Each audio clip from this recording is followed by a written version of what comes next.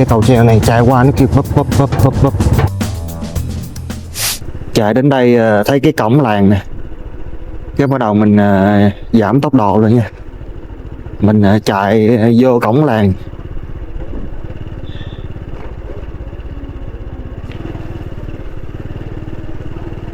Chạy thẳng một mạch luôn, cuối đường luôn.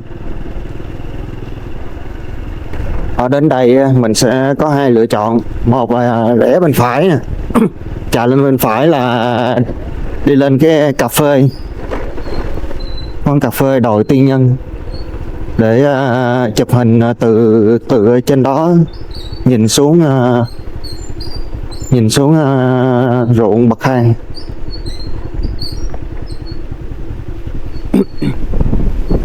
Còn để chạy tiếp thì mình đến tận nơi luôn, mình đến tận ruộng bậc thang luôn, nhưng mà đường xấu lắm nha, đi hết sức cẩn thận. Xe hơi, xe máy gì cũng vậy, đi cực kỳ cẩn thận.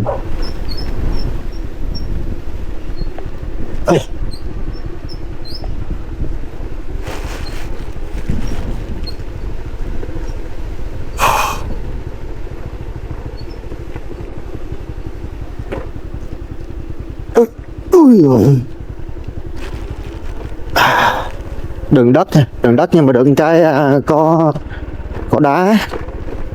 đá cho nên cho dù trời mưa đường ướt nhưng mà không có bị trơn.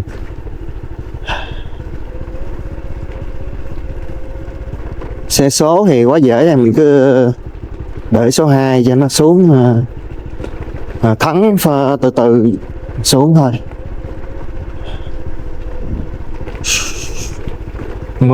Mưa gì đâu, từ 4:30 sáng. Mình xuất phát từ lúc 5:30. Nãy giờ chạy xe chắc cũng được 45 phút rồi mới tới nơi á. Khoảng cách nó ngắn thôi mà, nhưng mà đường xấu quá, chạy tốc độ quá chậm.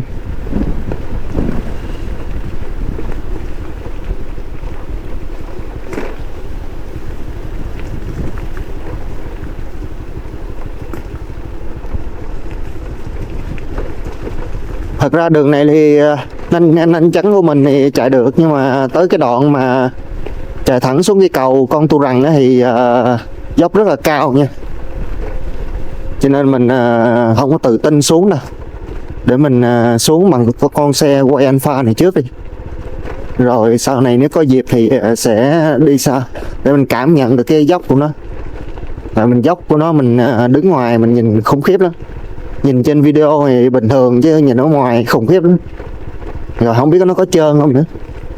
Dốc đó bằng bê tông, không biết là có trơn không.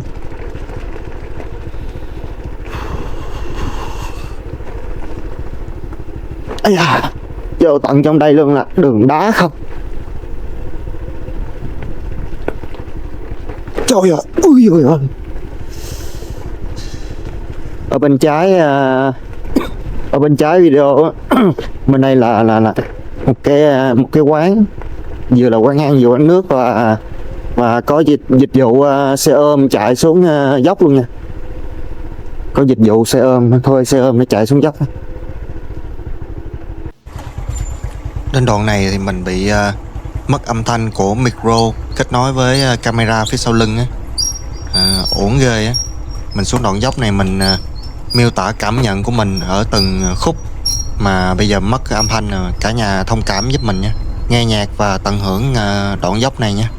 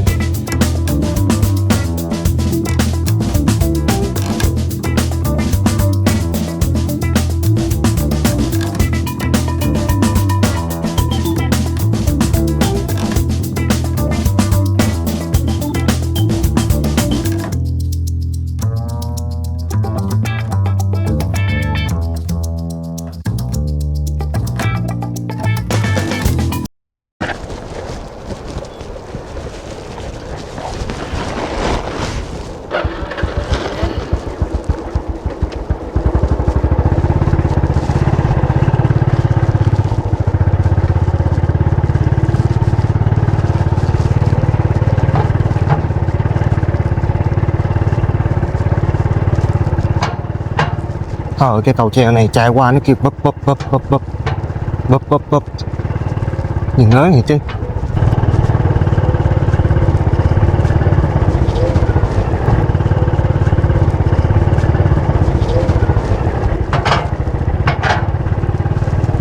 Cầu chạy nghe ghê ta, nghe bấp bấp bấp bấp bấp bấp.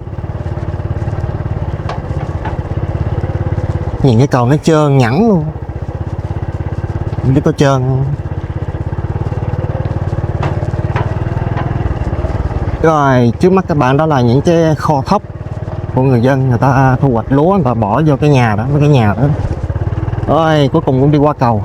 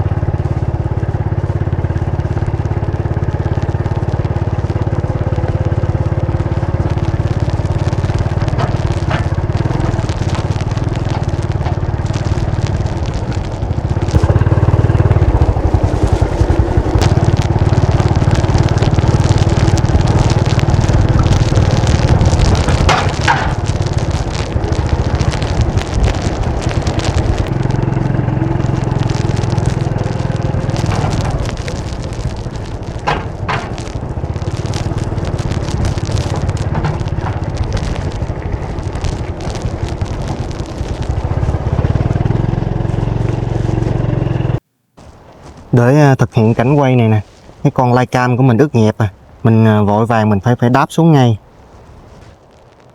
Mình ghét nói điều này lắm nhưng mà xin các bạn một subscribe. Ướt hết Lycam rồi, mưa, đang quay phim mưa, nãy mưa nhỏ nhỏ thôi giờ mưa lớn luôn rồi. Mình ghét nói điều này lắm nhưng mà mình cũng xin các bạn một subscribe thôi, một đăng ký kênh. Ui, mưa mà còn gió nữa mọi người à. Đi quay phim mới cực kia. Có một mình á, vừa quay phim vừa dựng phim.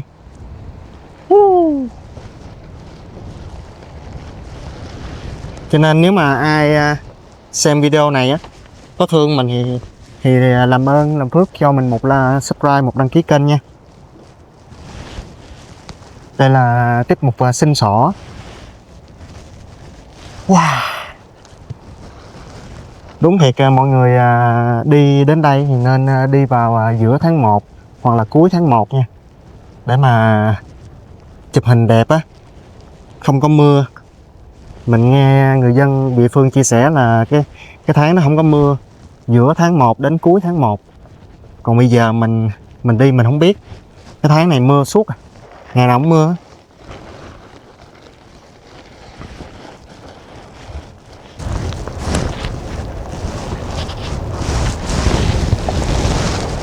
Rồi bây giờ bắt đầu chuyến hành trình đi lên. Không biết lên nổi không ta, chắc phải để số 1 lên quá. Dốc này số 2 lên nổi à.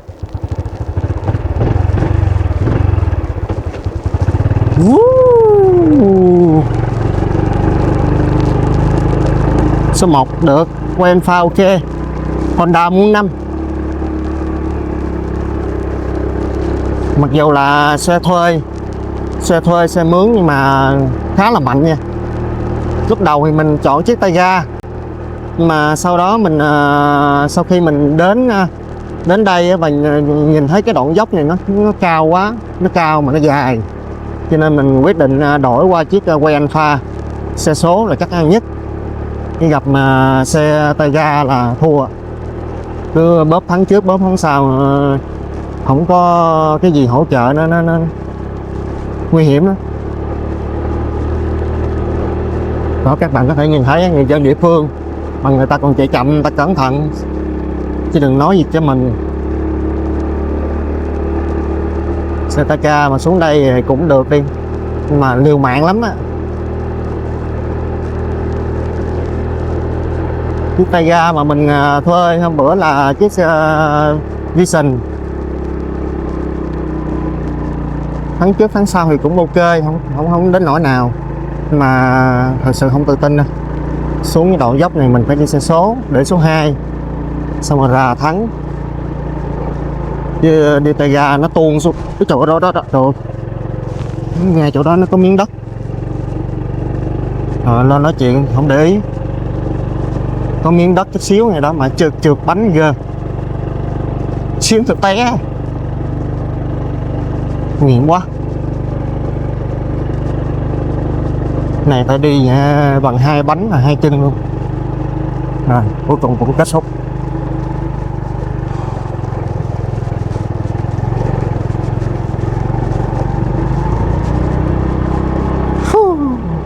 Ở đây là khỏe rồi, ở đây là thấy khỏe rồi.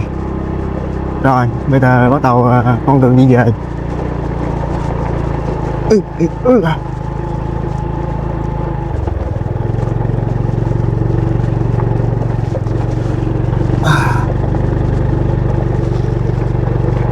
Cái đoạn này hồi nãy mình có quay cho cả nhà xem rồi đó. Cái đoạn này nó xấu lắm, nó đi ngang qua khu 37 hộ.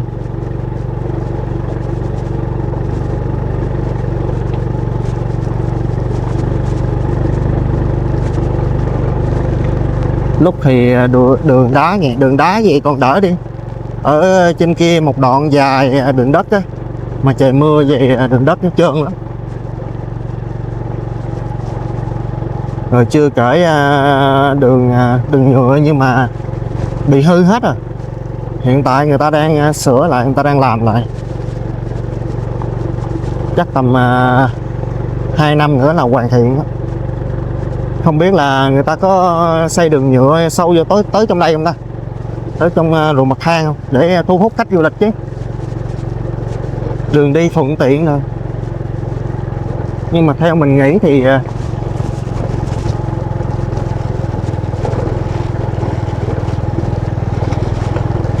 thì đường xấu vậy nó mới thử thách. Con chó chạy hết hồn ta, tưởng nó dí mình.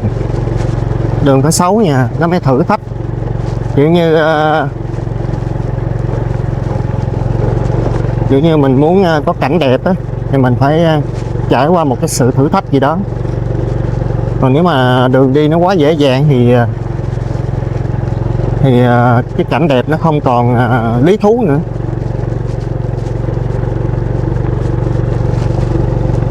Đó, bây giờ bắt đầu có khách hả, có xe hơi xuống. Đó, đường này thì xe hơi xuống được nha, hơi khó chút xíu không. Ủa, xe đó đâu xuống rồi, xe đó hình như dân địa phương.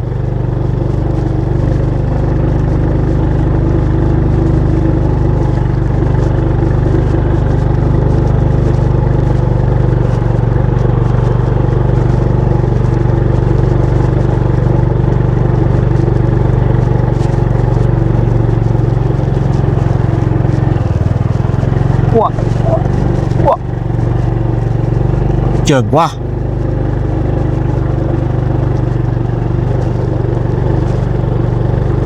Cái gì bên đây ngon hơn, đường đá.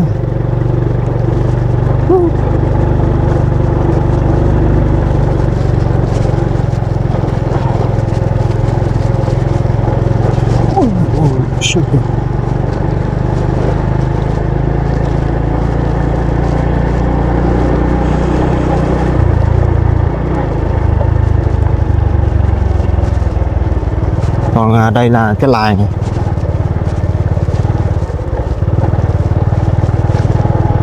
Để đi vào cầu treo Con Tu Rằng thì phải đi ngang qua cái làng này. Mà không biết làng này có phải tên là Con Tu Rằng không ta? Ai xem video có thể comment bình luận phía dưới video có phải là làng Con Tu Rằng không? Mình không để ý chứ ở ngoài cổng làng có cái tấm bảng gì không để ý, mình chỉ để ý cái tấm bảng giảm tốc độ.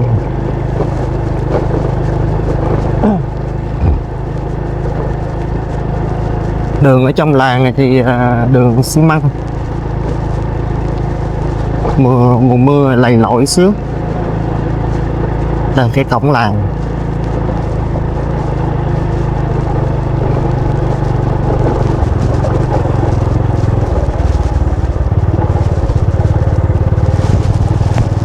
Không có để tên làng gì, không biết làng này tên gì, nhưng mà theo mình nghĩ là làng Con Tu Rằng, thì cái cầu nó sẽ tên Con Tu Rằng. Cũng như ruộng bậc thang Con Tu Rằng, xã Măng Đen, ở gì tỉnh Quảng Ngãi hả, tỉnh hay là thành phố ta? Xã Măng Đen, thành phố Quảng Ngãi. Ngày xưa thuộc Kon Tum, nhưng mà bây giờ Kon Tum sát nhập Quảng Ngãi rồi. Đó, đường xấu như nè. Ui.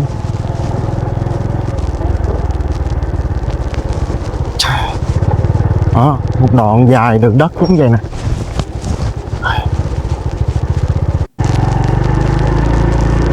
Một đoạn dài đường sình đất luôn. Đường sình đất quá nhiều. Đó, đoạn này là trơn nhất. Cho nên cả nhà mà có vào đây bằng xe máy hết sức cẩn thận nha. Thậm chí xe hơi cũng vậy, không có chủ quan được.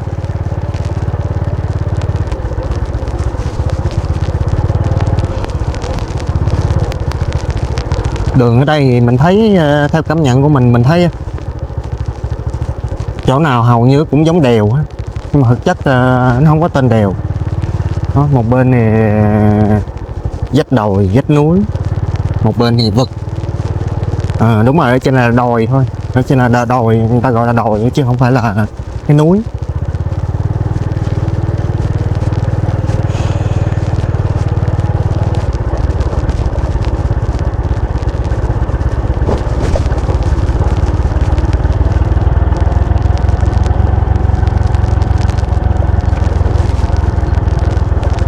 Đó, nhiều đoạn thì có đường bê tông nhưng mà bị hư hết rồi. Chắc do xe tải, xe công nông nữa người ta chạy hư hết. Thì ở đây là dưới quê mà người ta làm nông, cho nên cái việc đường hư là chuyện bình thường.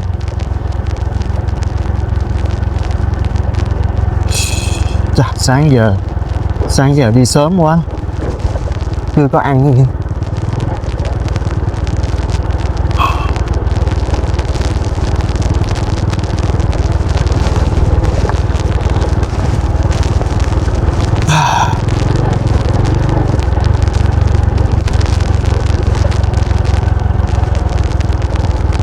Những đoạn mà mình không biết nói gì, mình xin phép cả nhà mình tua nhanh xong cái thêm nhạc vô để xem video đỡ nhàm chán.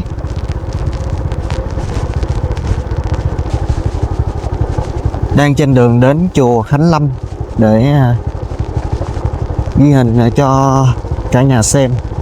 Thật ra là mình ghi hình từ hôm qua hôm kia rồi, nhưng mà vẫn còn thiếu gì đó chút, cho nên mình quyết tâm quay lại để quay thêm những cái đoạn mà thiếu đó.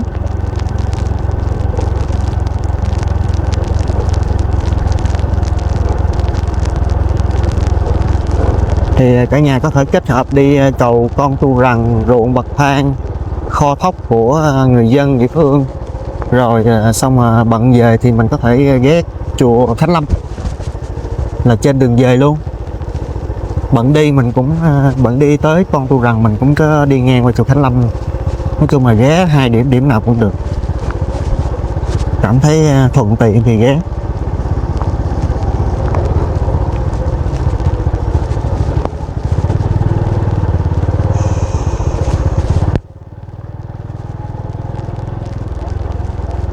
Đường xấu quá, đi quay phim mà không coi ngày,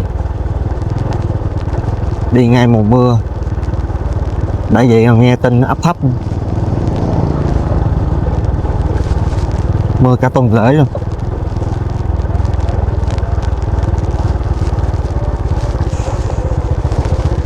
Thôi cả tuần lễ mình phải thuê cái phòng rẻ nhất trong khu vực, nhưng mà mình không chia sẻ cho mọi người biết đâu, tại vì mình thấy không có xứng đáng, không có hài lòng lắm đối với cái homestay đó.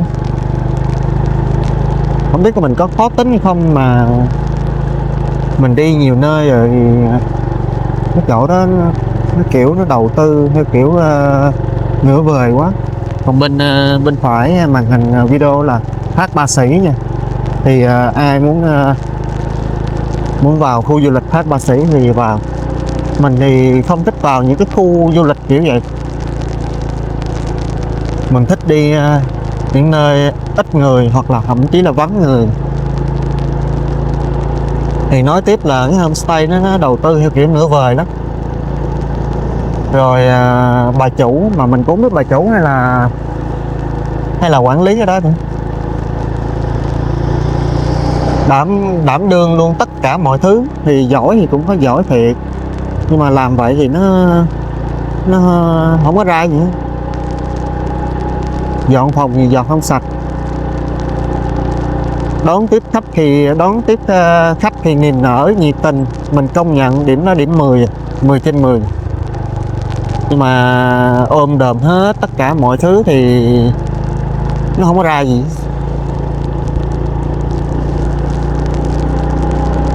Dọn phòng dọn không sạch, cơ sở vật chất thì nó ộp ẹp lắm.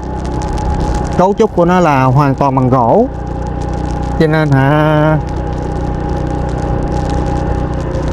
nên buổi tối nhiều khi nửa đêm nửa hôm 1 giờ mấy 2 giờ cứ người ở trên lầu mà tục kìa cái gì, cái mình ở dưới mình nghe hết, cứ cò kẹt, thậm chí gió hỏi đập vô cửa cò kẹt làm thức tới 2 giờ muốn ngủ cũng không được. Thì cái kiến trúc của nó là hoàn toàn bằng gỗ mà, nó không có bê tông chỉ có cái phần nhà tắm thôi, còn nhiều bằng gỗ hết.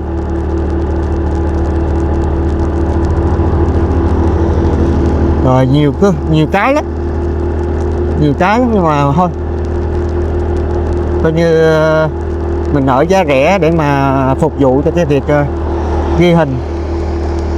Tại vì cả tuần lễ mưa quá,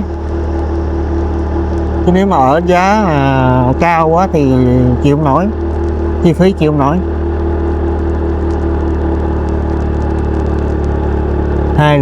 2 lần đến Măng Đen đều gặp trời mưa. Trời ơi sương mù kìa, bên phải mà video sương mù. Hiện tại giờ kiểu như mới có 7 giờ sáng á. 7 giờ sáng là mình đã xong quay phim xong rồi đó ha. Sương mù dày đặc luôn. Vậy là trên chùa sương mù dữ lắm nè. Trên chùa kiểu như nó ở trên đồi cao, độ cao của nó theo mình tìm hiểu là 1.200 m so với mặt nước biển. Thì các bạn có thể xem cái video đó của mình, cái video mà mình sẽ làm về chùa Khánh Lâm, cũng như là dành cho những ai bị chân yếu có thể đi cái lối cổng sau. Nó có cổng trước và cổng sau, thì mọi người có thể xem cái video chùa Khánh Lâm của mình để biết đường mà đi vào cổng sau á cho nó khỏe, xe chạy vô tận nơi luôn. Còn cổng trước thì như mình trẻ khỏe thì mình lội bộ lên chẳng sao. Sương mù quá, không biết camera mình có bị ướt hết rồi quay không được không.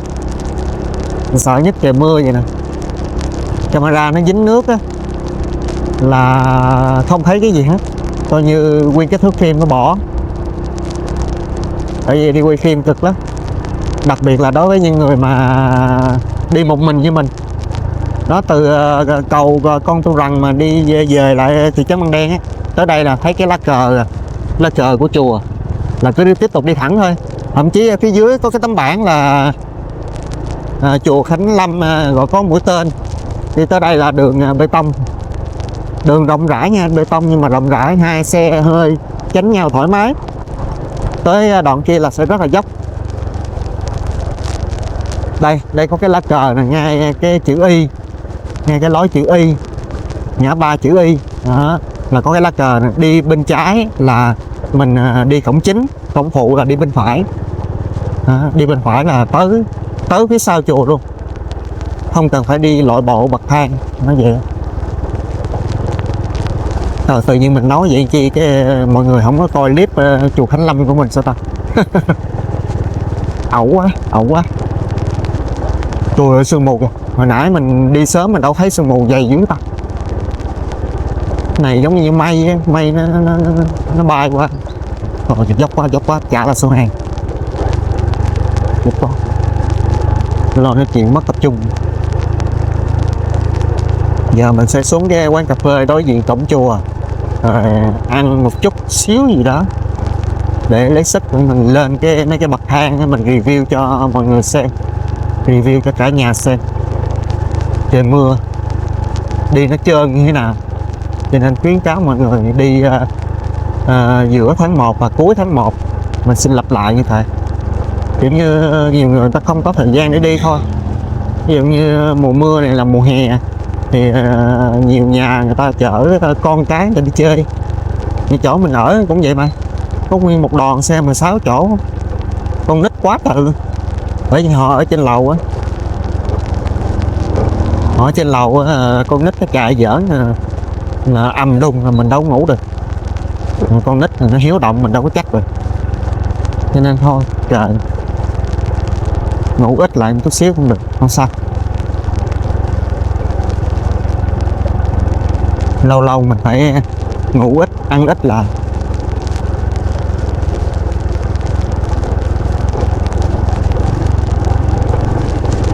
Lâu lâu mình phải tập cho cơ thể nó chịu được sự khó khăn, nó sẽ hay hơn. Đó, tới cổng chùa Thánh Lâm bên phải, còn bên trái là quán cà phê.